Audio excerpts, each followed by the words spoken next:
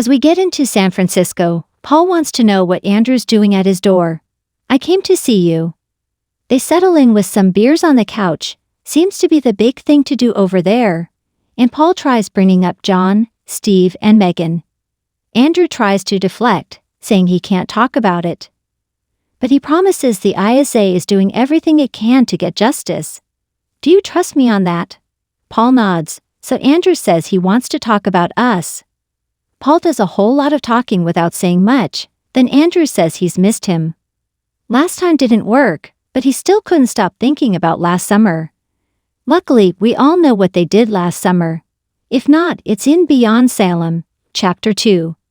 Neither of them could stop thinking about it. Paul reaches out to grab Andrew's hand as they decide maybe they could go back to that moment again. They kiss. Paul pulls away though, unsure if this is a good idea. They should probably stop before they get in too deep. There's a good chance it won't work, Andrew agrees. But he wants to take the chance that it might. They kiss again. Down in the secret lab, Kayla and Marlena open their door, as John and Steve get theirs unlocked. They are not the same door. The ladies find Dr. Rolf on the other side of theirs while the fellas run into Hope. Rolf charges in, shuts the door, and asks if they were going somewhere. They're not surprised to see him, but as he says, he serves at the pleasure of the Dimhara family. And he'll do anything Megan asks him to. They demand to know where Kate is, and Rolf tells them she's being honored by being Megan's test subject. She's getting his new serum, but he doesn't want to tell them about it. All he can say is that it'll be life-changing. They pepper him with questions, then wonder if it has anything to do with whoever was in the pod in the back. Dr. Rolf proudly says he was able to keep the subject in deep freeze for nearly a decade, which is a lot longer than Bo was gone. It doesn't take long for John, Steve, and Hope to establish that they're all looking for Megan, and then hug in joy. They quiz each other on how they found their way there. They all had their secret ways, and they're all determined to take Megan down. They tell Hope that Stefano's evil daughter is responsible for Kate, Kayla, and Marlena dying, and she's horrified.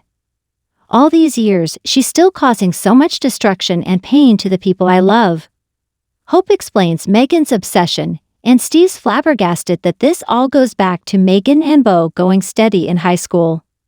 But the important thing is finding Megan. Unfortunately, they hit a dead end.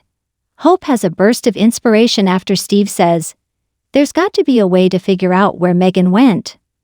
Which seems pretty broad. Kate, meanwhile, escapes Megan only to run into Bo. All she can gasp out is, "Bo, is that you?" Yeah, he practically shrugs. Long time no see. Kate wants to know how he's still alive, but then realizes that Megan used the prisms. He's acting funny though, and dances around Kate saying he must have been imprisoned here for ages. He seems to have trouble remembering / caring about his own sister Kayla. And then when Kate says they need to free Marlena and Kayla and escape, Bo stops her. She explains that she socked Megan good, but she could wake up at any time, so they need to go. Bo insists they have to back to Megan though. Don't have a choice. He lackadaisically tells her that all the doors lock automatically, then makes a joke about a door being ajar. Then tells Kate they need to get Megan's keys. Fine, they go back in. He goes over and gently tries to wake Megan and tells Kate to shut up and stay where she is. Megan wakes with a smile to see her Bo, who in turn figures that Kate's finally figuring out that she got played. Megan gets up and cracks that Kate's stunned silent.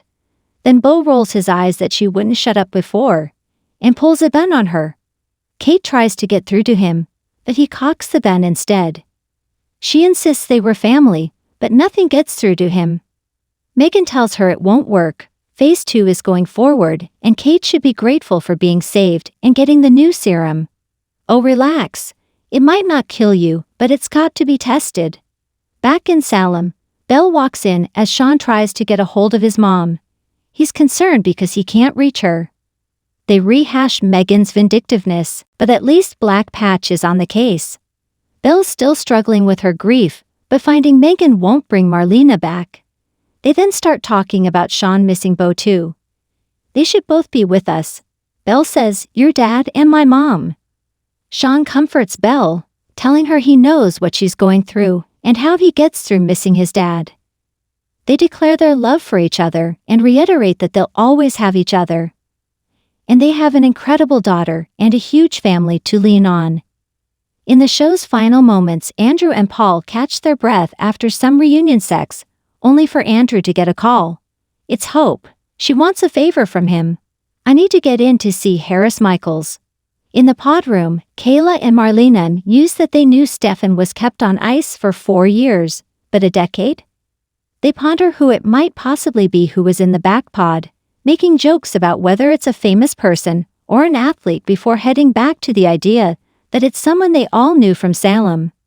Dr. Rolfe won't confirm or deny, but they keep pushing and demand answers. Cut to Bo demanding the vial of serum from Kate that she picked up off the floor. Megan warns Kate that she won't get through to Bo, so behave. Kate shrugs and drops the vial on the floor, crushing it. Megan congratulates her for making an idiotic and ignorant decision. That was the only reason Kate was still alive. No point in drawing this out any further. Might as well go ahead and kill her.